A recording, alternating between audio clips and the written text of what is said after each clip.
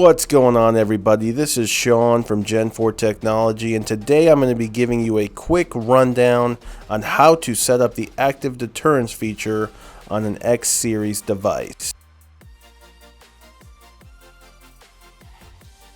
So if you're not in front of your X series NVR or XVR, let's go ahead and get in front of it. From there, we're going to go to the main menu. So go to this bottom left icon here, this menu extension, and go to the option labeled Setup.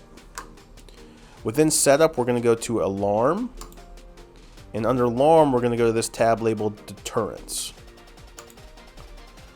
Within Deterrence, you'll see two different options here that you can enable.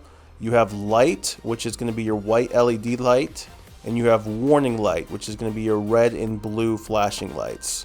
Typically, I don't recommend using both, but you can. The reason I don't recommend using both is because the white light can definitely overpower the red and blue lights to where you won't be able to really even see them. So once you decide which option you want to use, simply put a check in the checkbox. Set your duration. Duration depicts how long it's going to trigger this light until it stops, right? So you have a range of 5 seconds to 180 seconds. I typically set mine to around 10. I think that's a good starting point for most situations. Once you have your duration, hit apply. And then we're finally going to go to schedule. So each option has its own schedule option. All you have to do is click on this little gear icon. And here you'll find the 3 different ways you can trigger these active deterrence features. So depending on how you're going to record or how you want to trigger this option, that will depict which option you want to schedule on, right? So if in this case we're going to use motion, but if you want to use perimeter intrusion or line crossing detection, simply go to these tabs and draw in your schedule. Also, make sure you turn on this light switch. If you don't turn this on, the schedule won't actually be active. To draw within the schedule, all you have to do is click within the field provided. You can either singularly click, or you can drag and draw a box, like if you were in Microsoft Paint or something.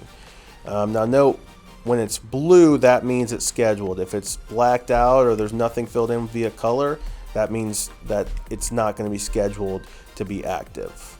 Once you have it scheduled on the feature you want to use, select Save, exit out, and hit apply one more time just to fully save it. One more thing I will note is if you come into this section and you see that the light option, the white light option, is grayed out, this is because you have an active deterrence full color camera that's set on full color mode. So if you want to use the white light in more of a triggered fashion and not be set on at all times via nighttime mode, to do that, what you would do is you're going to go back a page. So just right click. You're going to go to image control under channel.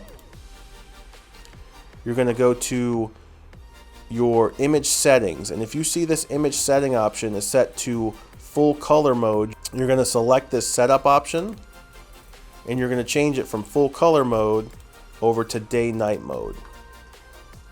This will auto save to day-night mode, and you can just right click again, and if you go back into your alarm deterrence, you should see this is no longer grayed out.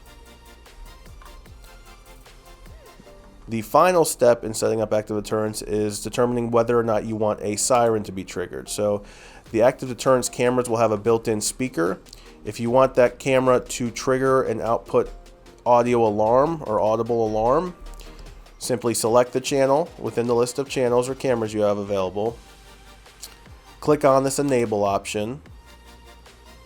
The alarm there's only a singular alarm, some have more than one. And then your siren level depicts how loud that siren's going to go off. So the higher you set this, the louder it's going to output. Duration is the same as the light section, where it depicts how long that siren will go off until it stops audibly triggering. Lastly, you have your schedule, and again, that's the same as the white light. Select the setting you want to trigger active deterrence off of and draw in your schedule. Of course, make sure you turn this switch on. Again, if that switch isn't on, the actual schedule isn't active. Once you're done, make sure you always hit save and then apply. And that wraps up the configuration side of our active deterrence camera. We'll now run through a little demo of what you can expect to see when the active deterrence takes place, depending on what options you want to use.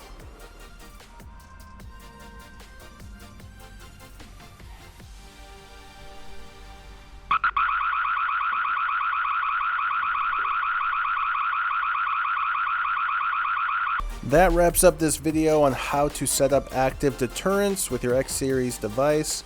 If you have any questions, go ahead and leave those down in the comments. Give the video a like if you enjoyed it. Subscribe if you haven't already, and have a nice rest of your